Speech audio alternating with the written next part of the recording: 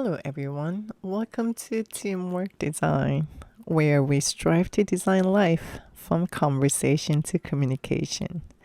I am your host, Terry Mera. But they are mute. They cannot speak for themselves.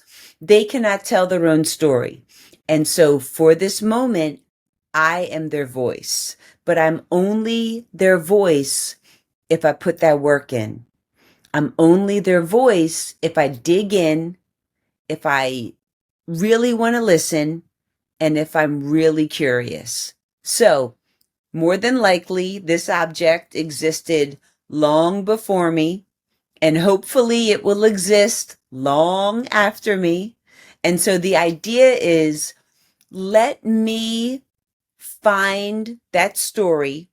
Let me then share that story and let me inspire the next person who will take it on and pass it on to their child or their grandchild, and then continue the oral tradition of, hey, let me tell you about this chair, painting, sculpture. And I love what I do because you're taking this object that exists in a 3D space, but has no voice. And then you're digging in and you're sharing that backstory.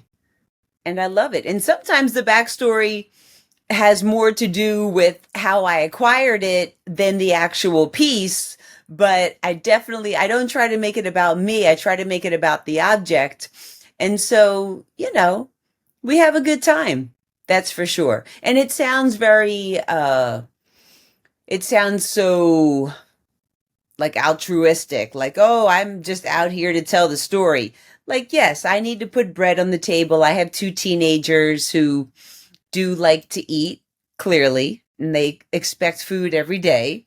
Um, but Terry, it really is about being the storyteller and and and sharing it with other people. So that's why when you said, "Yo, I started a podcast," I was all about it. I was like, "Yes.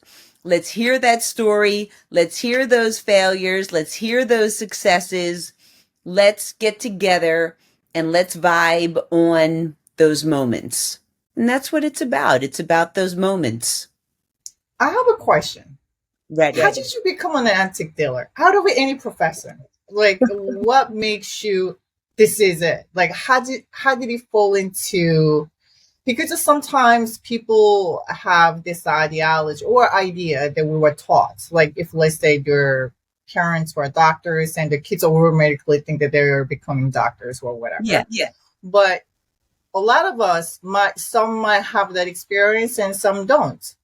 So I want to know, how did you end up choosing this specific profession?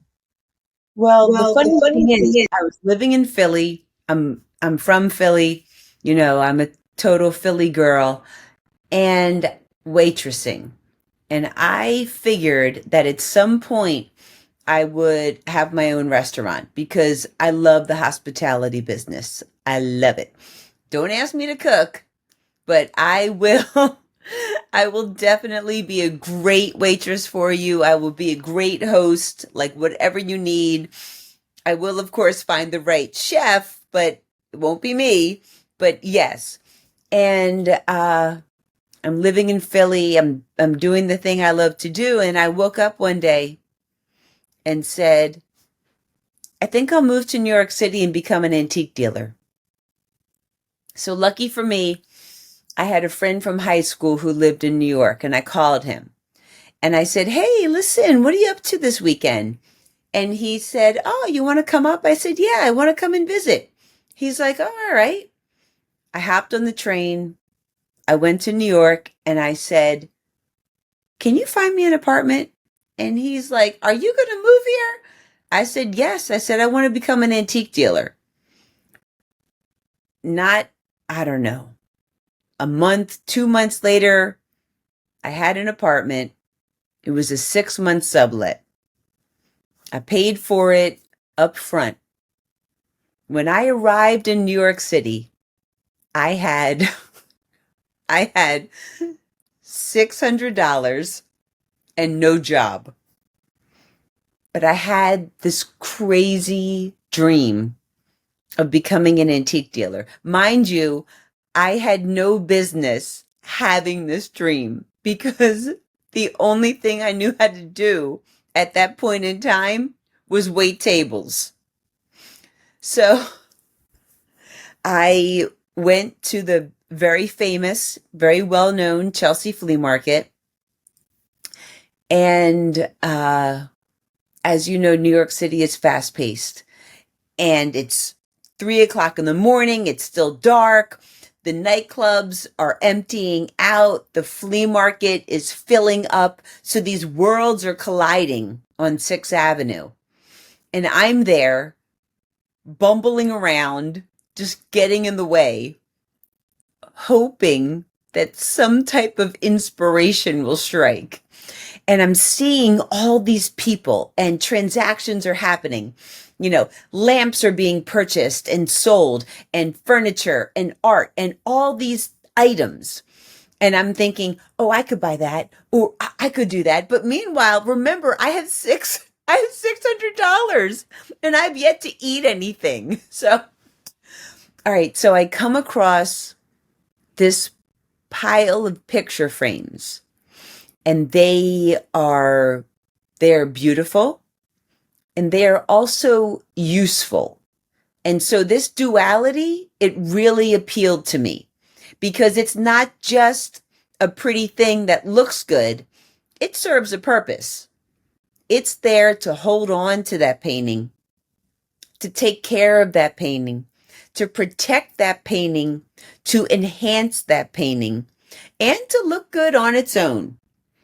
And for whatever reason, I said to that dealer, I said, oh, how much is that pile? And I don't know, he said like $300 or something, which was like half of all the money I had. Still have no job. And I was just feeling myself. And I said, yeah, let's do it. Yes. Now I have to sell these picture frames. Who am I going to sell these to? I don't even know anyone. So I think, okay, art galleries, they need picture frames. They have paintings. They need frames. So I take some photos and I just start to look up the top art galleries in New York City. And I cold call them. Well, I cold email them. And I introduce myself as a picture frame dealer. Now, meanwhile, I'm sitting in this sublet apartment with now like $300 to my name and a pile of frames I don't know anything about. I don't know when they're from. I don't know what period they are. I don't know what painting they're appropriate for. I know nothing. And I send all these emails out with photos of the frames. I sat there and I stared at my computer.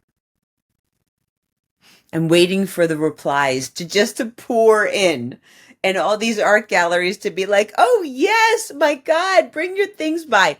Girl, crickets. So now I'm thinking to myself, okay, this is crazy.